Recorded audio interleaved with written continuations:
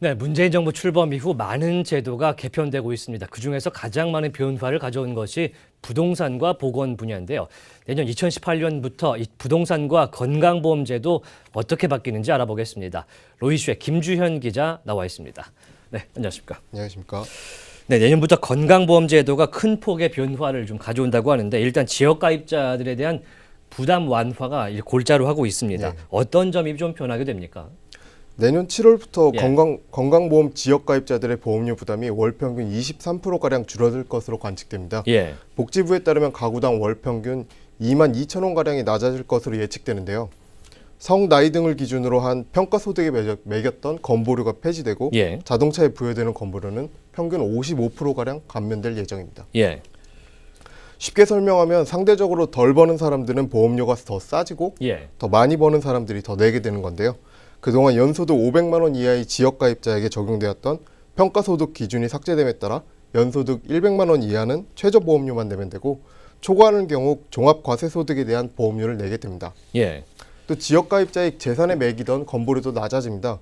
세대 구성원 전원의 재산 과세 표준 합산액이 5천만 원 이하이면 예. 소득 구간에 따라 500만 원에서 1,200만 원을 공제하고 남은 재산에만 건보료가 부과됩니다. 예.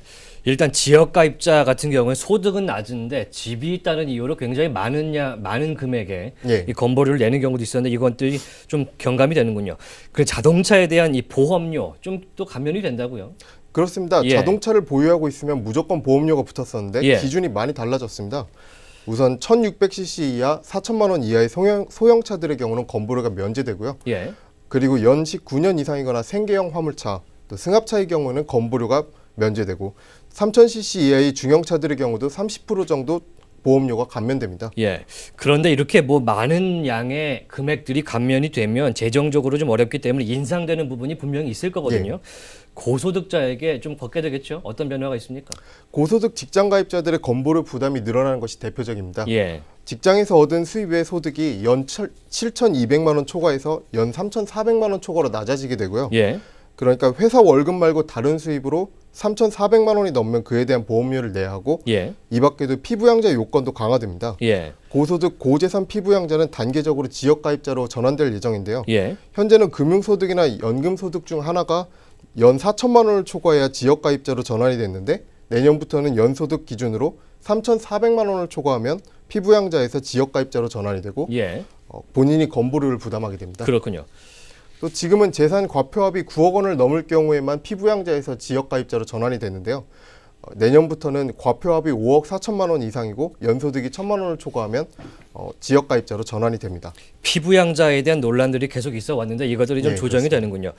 또 하나 부동산 관련 제도에도 좀 변화가 있을 것 같습니다. 시장 안정화를 위해서 굉장히 규제를 강화하고 있는데 달라지는 제도들 어떤 게 있을까요? 내년 1월부터 재건축 초과 환수제 시행 등 굵직한 제도 변화가 나타납니다. 네. 재건축 초과 이익 환수제는 지난 2006년에 도입됐다가 현재는 유예되고 있는 실정인데요. 강남 재건축 단지 중심으로 과열 양상이 나타남에 따라 내년부터 다시 시행될 예정입니다. 네. 조합원 1인당 평균 이익이 3천만 원을 넘으면 초과 금액의 최고 50%까지 세금으로 내야 하고요. 재건축으로 수억 원 이상의 수익이 발생할 것으로 예측되는 강남권 재건축 단지들은 타격을 받게 될 전망입니다. 네. 또 분양권 전매 시 양도세 50%가 적용됩니다. 조정 대상 지역에서 분양권을 사고 팔 때 프리미엄의 절반을 보유기간과 무관하게 세금으로 내야 하는 거죠. 네. 내년부터 양도하는 분양권에 적용됩니다. 또 주택담보대출을 받을 때 신DTI 총 부채 상환 비율도 적용됩니다.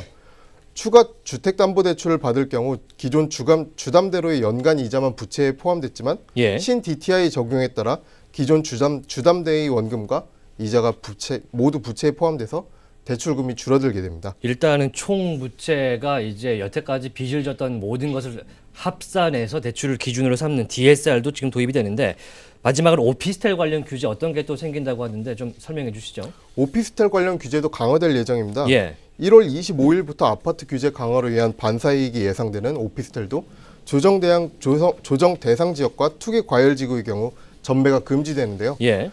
정부는 지역 거주자의 물량의 20%를 우선 분양토록 해서 외부 수요로 인한 과열을 방지할 계획입니다. 네. 특히 300실 이상 규모의 오피스텔은 인터넷 청약이 의무화돼서 줄서기 등의 경쟁 심리를 유발하거나 청약 열기를 과대 포장하는 일도 줄어들 것으로 보고 있습니다. 네, 일단은 규제가 강화가 되는데 부동산 제도는요, 좀 서민들은 좀 피해가 없었으면 하는 그런 바람이 있습니다.